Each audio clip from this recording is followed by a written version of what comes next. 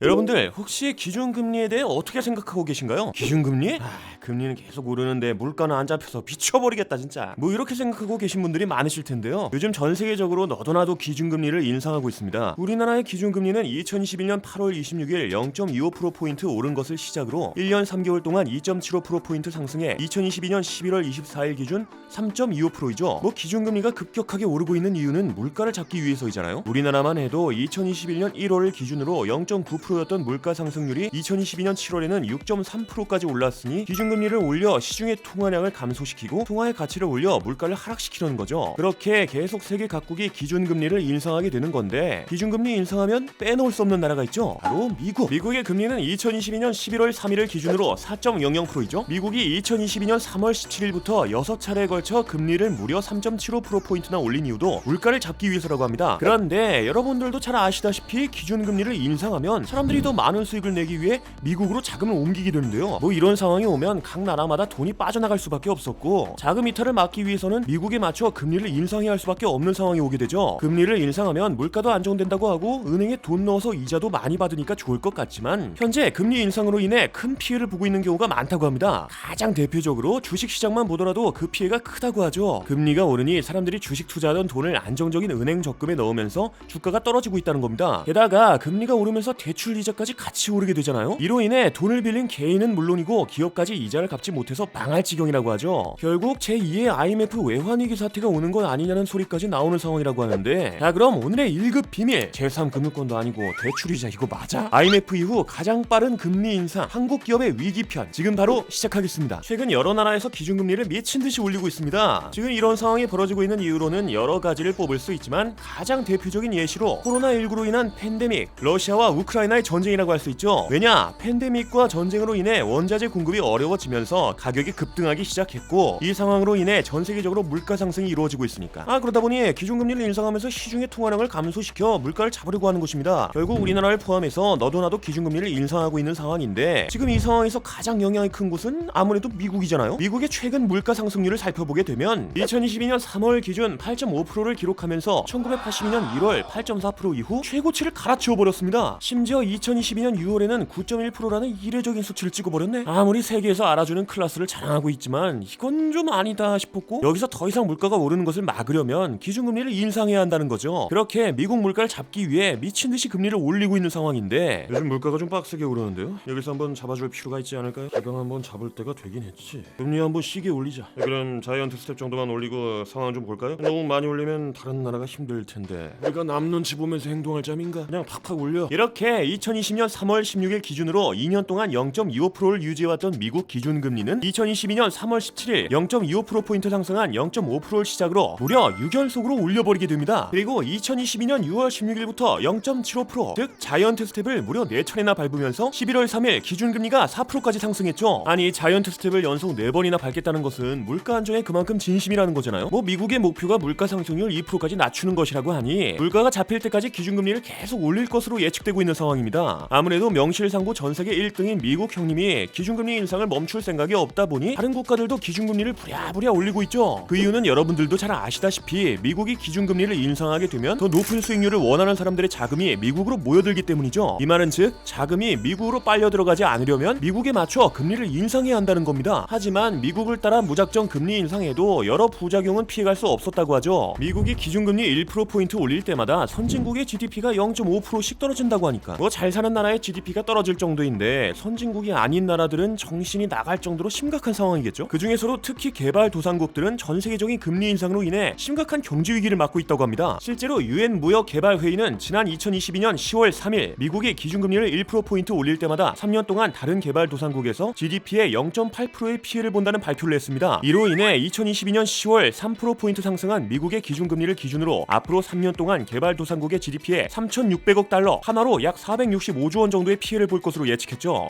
이것만 봐도 개발도상국의 상황이 엄청 심각한 상황이라는 걸 알 수 있는데, 이들에게 찾아온 문제는 이게 끝이 아니었다고 합니다. 높은 금리로 미국의 자본이 모여들면서 달러가 강세를 보이는 이른바 킹달러 현상이 시작되었잖아요. 달러의 가치가 치솟으면서 약 90개 개발도상국의 통화의 가치는 나락을 가버렸죠. 개발도상국은 달러당 환율을 조금이라도 낮추기 위해 2022년에만 약 3,790억 달러, 하나로 약 490조 원을 사용했다고 합니다. 하지만 그런 노력에도 불구하고 그들의 힘으로 미국 미국의 질주는 막을 수 없었죠. 90개 국가 중에 3분의 1이 넘는 국가의 달러 대비 통화 가치가 2022년 1월에서 7월까지 10% 넘게 떨어졌다고 하는데요. 심지어 스리랑카는 77.8%라는 하락률을 보여주었다고 하죠. 이건 뭐 말 그대로 돈값이 똥값이 되어버린 거지. 그러다 보니 유엔 모역 개발회의는 올해 세계 경제 성장률 전망치를 2.6%에서 2.5%까지 낮췄다고 합니다. 그리고 내년에는 2.2%까지 낮아질 거라는 암울한 전망을 예측하기도 했죠. 아씨 역시 미국이네. 클라스 남다른 것 보소. 이 정도면 우리나라도 피해갈 수 없겠는데? 라고 생각하는 분들이 많이 계실 텐데요. 네, 여러분들의 생각처럼 선진국 개발도상국 할 것 없이 다 피똥 싸고 있는 상황에 우리나라도 안전할 수 없었습니다. 금리 인상으로 큰 피해를 본 사람들과 기업들이 나타나기 시작했죠. 먼저 우리나라도 다른 국가들처럼 기준금리를 인상하고 있긴 합니다. 이건 물가를 안정화하기 위한 조치였지만 물가 상승률은 좀처럼 떨어지지 않고 2022년 7월 6.3%를 찍어버렸죠. 그런데 우리나라가 금리 인상을 해도 미국이 계속 기준금리를 올려버리네. 결국 2021년 8월 25일까지만 해도 0.5%였던 우리나라의 기준금리는 2022년 11월 24일 3.25%까지 올라버립니다. 몇몇 사람들은 금리가 상승하는 만큼 은행 이자가 오르게 되니 개이득을 외칠 수 있었겠지만 대부분의 사람들은 금리 인상으로 눈물 뚝뚝 흘리게 되는 상황이 되었죠. 그 중에서도 이 주식 투자자분들을 빼놓을 수 없을 것 같은데요. 보통 금리가 오르면 주가는 떨어지게 됩니다. 그냥 은행에 얌전히 돈만 넣어놓으면 은행이 알아서 지지고 볶으면서 돈을 불려주는데 굳이 돈 잃을 위험 감수하면서 주식을 할 이유가 없다는 거죠. 너는 왜 또 돈을 뺀다는 거야? 아 진짜 조금만 있으면 오른다니까? 에이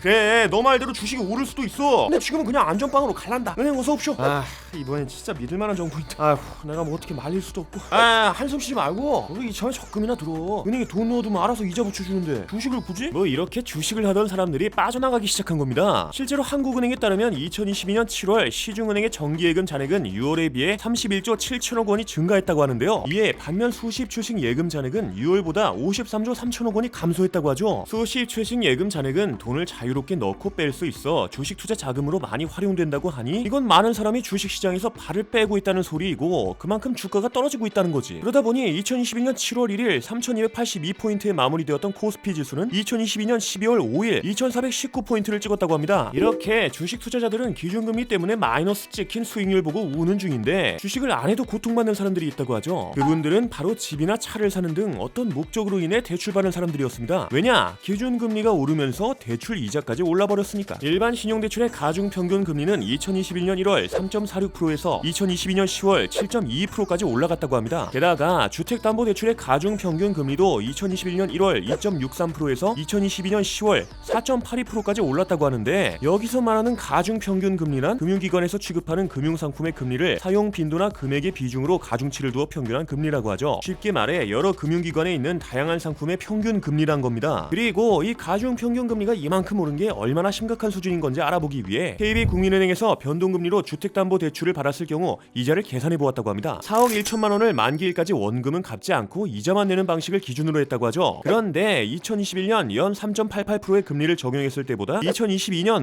5.05%의 금리를 적용했을 때 월 이자가 28만 원이나 늘어났다는 겁니다. 이걸 1년으로 넓혀보면 작년에 비해 이자만 336만 원 더 내야 한다는 거죠. 물론 은행의 금리와 상품에 따라 이자가 다르긴 하겠지만 이 상황은 개인이나 가정의 입장에선 큰 부담이 될 수밖에 없는 것 같습니다. 결국 높은 이자를 감당하지 못하고 다시 집을 팔아버리는 사람도 있다고 하죠. 뭐 이렇게 개인이 빌린 돈만 해도 부담이 커진다는 것을 알 수 있는데 몇십, 몇백, 아니 몇억 단위로 많은 돈을 빌리는 기업은 죽기 일보 직전이었다고 합니다. 일단 기업 대출 가중평균 금리만 봐도 2020년 12월에는 2.73%에 불과했지만 2022년 10월에는 5.27%를 찍어버렸네. 기업 대출 금리가 5%를 넘은 건 2013년 2월 5.03% 이후 처음 있는 일이라고 하죠. 이게 진짜 심각한 건 이자가 빡세게 올라가니까 돈 못 갚고 망하기 직전인 기업이 많다는 겁니다. 안 그래도 코로나19로 기업 문을 닫게 생겼으니 급하게 대출 땡기는 중소기업이 많았다고 하는데요. 2019년 12월 기준 중소기업의 대출 잔액은 716조 7천억 원이었지만 2022년 9월 말 948조 2천억 원으로 약 2년 만에 231조 5천억 원이나 증가했다고 하죠. 뭐 이렇게 중소기업들은 살기 위해 돈을 많이 빌렸지만 금리가 펌핑을 엄청나게 해대니 대출 이자조차 제대로 내지 못하는 경우가 늘어날 수밖에 없었습니다. 2022년 9월 22일 한국은행이 발표한 보고서에 따르면 표본 기업 24,005개 중에서 3,572개나 되는 기업이 한계 기업이라고 하죠. 여기서 말하는 한계 기업이란 재무구조가 부실해 영업활동을 통한 이익으로 이자도 감당하지 못하는 기업을 말합니다. 그러니까 열심히 일해도 이자도 다 못 내서 곧 망할 기업이라는 거야. 이 말은 즉 기업이 3,572개, 즉 표본 기업 중에서 약 15%나 된다는 거니까 이건 진짜 심각한 상황인 거지. 그러다 보니 많은 기업이 엄청난 돈을 빌렸다가 갚지 못하고 파산해 벌어진 IMF 사태가 반복되지 않을까라고 우려하는 사람들이 증가하게 되었는데요. 우리나라는 2021년 말까지만 해도 4,631억 1억 2천만 달러, 하나로 약 599조 원 정도를 보유하고 있었다고 합니다. 그런데 2022년 10월 말 우리나라의 외환 보유액은 4,140억 1천만 달러, 하나로 약 535조 6천억 원까지 감소했다고 하죠. 그리고 대외 채무가 증가하고 있는 것도 사람들의 불안감을 증폭시키고 있었는데요. 우리나라의 대외 채무는 2019년 4,707억 3천만 달러, 하나로 약 608조 9천억 원이었지만 이게 점점 증가해서 2022년 2분기에는 6,620억 달러, 하나로 약 856조 3천억 원까지 늘어나게 되었죠. 이런 상황으로 인해 1990년대 기업들이 외국에서 빌린 돈으로 무지성 투자를 하다가 날아가버린 일이 떠오르게 된 겁니다. 우리나라 경제 상황이 점점 더 각박해질 것 같아 보이네요. 자, 그럼 지금껏 경험하지 못했던 경제 위기가 올 수도 있다는 안타까운 생각이 들면서 오늘의 1급 비밀 마치도록 하겠습니다. 다음에 또 다른 이야기를 담은 서류 1급 비밀 파일을 들고 다시 찾아오도록 하겠습니다. 감사합니다.